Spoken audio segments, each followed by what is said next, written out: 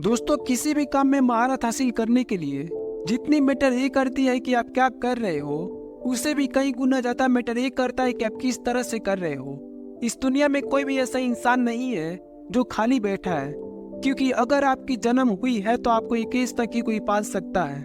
उसके बाद अपने पेट के लिए कुछ ना कुछ करनी ही पड़ेगी। फिर लोग ये क्यों बोलते हैं कि हम बेरोजगार हैं, सरकारें हमें रोजगार नहीं दे रही?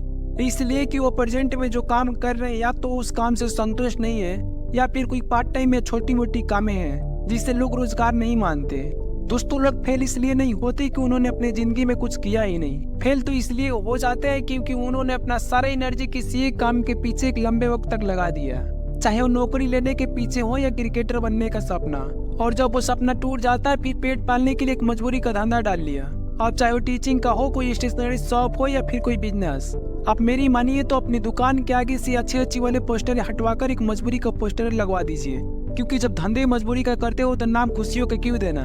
अगर मेरी ये बातें आपको बुरी लगती है तो अपने दिल से पूछिए कि आप अपने प्रोफेशन से खुश हैं जो आप अभी कर रहे हैं। साले कितने तो दुकान खोल कर बैठे हैं पर अंदर ही सो रहे हैं। कितने तो ऐसे जिन्हें विश्वास ही नहीं है कि अपने काम से कोई बड़ी मुकाम हासिल कर सकते हैं, बस मजबूरी में ढोए जा रहे हैं साले। याद रखिएगा, अगर धंधे मजबूरी का करोगे तो पैसे मजबूरी दूर करने जितना ही मिलेगी, ख्वाहिशें पूरी करने जितना नहीं। धंधे किसी मजबूरी के मोहताज नहीं। अंबानी, अडानी, टाटा, बिरला, आप जितने भी नाम सुनते हो ये सब धंधे ही करते हैं, और इन्होंने भी एक दिन आप ही की तरह एक छोटे लेवल से स्टार्ट किए थे। देखो दोस्त, काम कोई छोटी या बड़ी नहीं होती। आप ही सोचो, एक चाय वाले से आप कहीं एक्सपेक्ट कर सकते हैं यही नहीं कि वो घर चला लेगा, बच्चे मुश्किल से पाल लेगा या और कुछ नहीं ना। लेकिन प्रफुल्ल बिलोड़े, नाम तो सुना ही होगा, MBA चाय वाला। आज उसके 200 शहरों में 500 से भी ज्यादा आउटलेट लगी हुई है। उसने भी तो चाय से ही शुरुआत किया था और आज भी तो चाय ही बेच रहा है। बस अंतर इतनी है कि उसने अपने काम को कभी भी मजबूरी का नाम नहीं दिया। उसका दुकान भले ही छोटा था पर उसका विजन बहुत ही बड़ा था, और जिसकी विजन बड़ी होती है उसका दुकान कभी छोटी नहीं होती। वो भी चाहता तो अपने कैट क्लियर ना होने का शौक मना सकता था,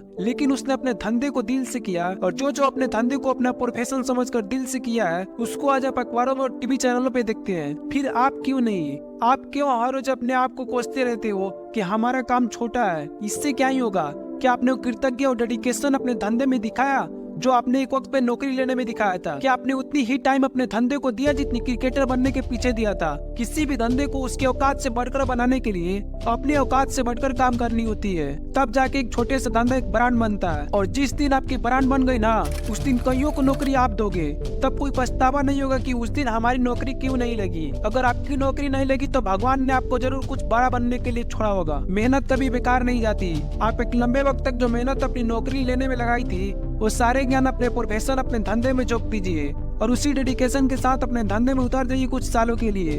आपको आपकी मेहनत की कीमत इस कदर मिलेगी जितनी आप नौकरी लेने के पीछे नहीं सोचे होंगे। उम्मीद करते हैं मेरी बातें आपको समझ में आई होगी। मिलते हैं किसी नई वीडियो में, तब तक के लिए जय हिंद।